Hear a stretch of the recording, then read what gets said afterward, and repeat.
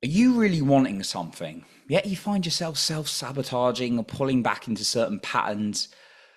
Well, today on the podcast, I want to talk about this and my experience with this, what you can start to do about it. Welcome back to the Men's Mental Health and Growth podcast. I wanted to talk about this because this doesn't just apply to men, but obviously I'm making this podcast dominantly for men because it's the Men's Mental Health podcast, me navigating and talking through my own challenges, how I've done that. And obviously it's always a work in progress with you, but I think this can apply to anyone.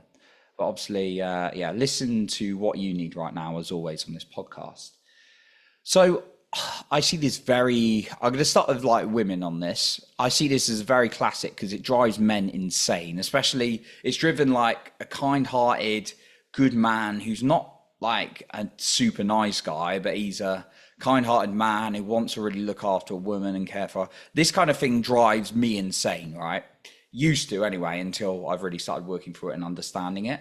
You know, when women are like, I want a decent man who's going to look after me, see me as my princess, see me as his princess. He's handsome, he's kind, he's got all these qualities. And then like a guy will show up like that for her, and then she pushes him away. And she's like, yeah, I just wasn't feeling it romantically. And I've been in this boat, by the way, and it used to stress the hell out of me, or the fuck out of me, right? Right. But then, yeah, you're like, what happened? Then you see like women are like, I keep getting into relationships with guys who are toxic and avoid me, and I keep repeating, or emotionally unavailable, and I keep repeating the same pattern. They're like, I just want a decent guy, right? Well, that used to stress the hell or piss me the hell off, because I'm like, maybe if you're listening to this right now, I know you're a decent guy. And I put myself in that category as well, you know, with the tough love for myself and other people when I need to be. And I'm always open to be challenged myself. And again, this is my own share. But it's like so frustrating. You're like, I'm a decent guy. Why doesn't that woman want me, right? And then I'll go on to obviously guys as well, looking at women, because this is a really good example in dating relationships that I found.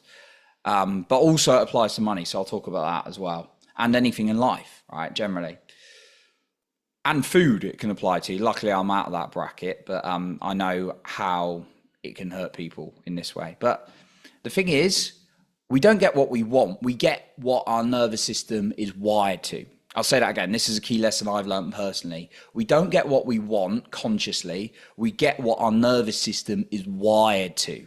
Our nervous system wants familiarity, even if that familiarity is not good for us, until we work through the wounds. Because if if we're wounded, it's just going to attract what we're getting more of.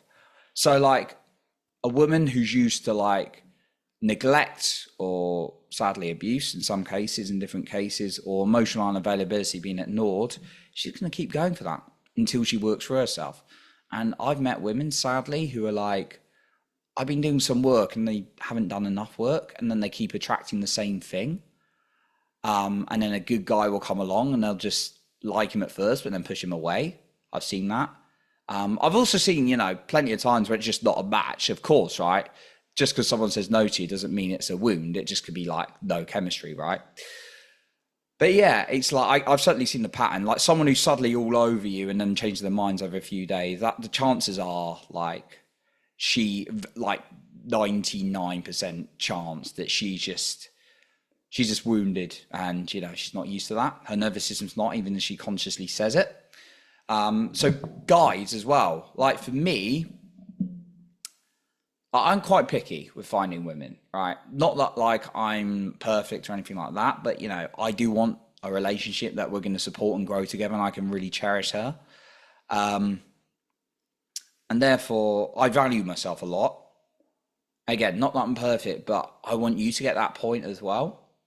But in the past, I've attracted a lot of emotionally inconsistent women who are very into me, very passionate, all that kind of thing, and suddenly gone quiet, right?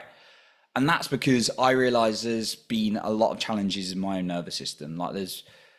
I grew up in the first 7 years of my life seeing lots of deaths, people going away, being abandoned, that kind of thing. So my solution to that from a young age was to make my parents happy, make everyone happy around me, absorb it all in myself, So of course I would be, until I've really started to address this, of course, naturally, my way would be to attract in a woman who's got emotional chaos, because I want to fix her, because that's what's familiar to me from a young age. But when I start going in and then loving myself and doing like timeline, loving to myself when I've been hurting, now I'm just like, yeah, emotional chaos isn't that appealing to me anymore, right? And it's no judgment to the person who's emotional chaos. They're hurt as well, right? And they may or may not choose to be on their own healing journey. But this also applies to money. It's like, we all want more money consciously, right? Who doesn't, right? Some people be like, oh, money's not important to me. It's like, okay, great. How do you pay for your bills? How do you go on holiday? How do you treat people you love, right? Yeah, like love vouch. No, obviously. People, there's like, some people don't want to be billionaires. I get that. Some people don't want to be multi-millionaires. That's totally cool.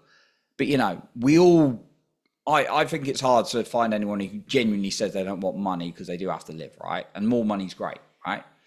Now, some people, like I say, don't want to sacrifice like Elon Musk 80, 100 hours a week, right? I totally understand that. I don't either, right? So we all want more money, but why don't we get it, right? We want it. We don't always get it, right? I've seen this so many times. It's like, right, you start making steps, you're excited about a new business or things like that. And I've been in this boat. And then suddenly you're like sabotaging yourself, or pulling away, or going back to the old job you didn't like, or somehow you spend more even though you're making more. I've definitely been in this. And again, that's because your nervous system, but you've also got a financial thermometer, is used to a certain level. It's used to a certain level. So I found, the more I was making in money, I'd grow in my career, my business, all these kind of things, I'd always find myself back to zero. And that's because my nervous system was wired for it. So how have I started working through this to really help myself? I have like really been like sitting with myself, understanding what's going on and sending love to me, like journaling through it, sitting in silence with myself and feeling into those pains, because when I can do that, I can give myself more love, and therefore I've been able to move forward. So that's what I really want to share with you on nervous system, wiring the nervous system to move forward. So thank you for listening today. I appreciate you, and remember to lead with your heart and not with fear.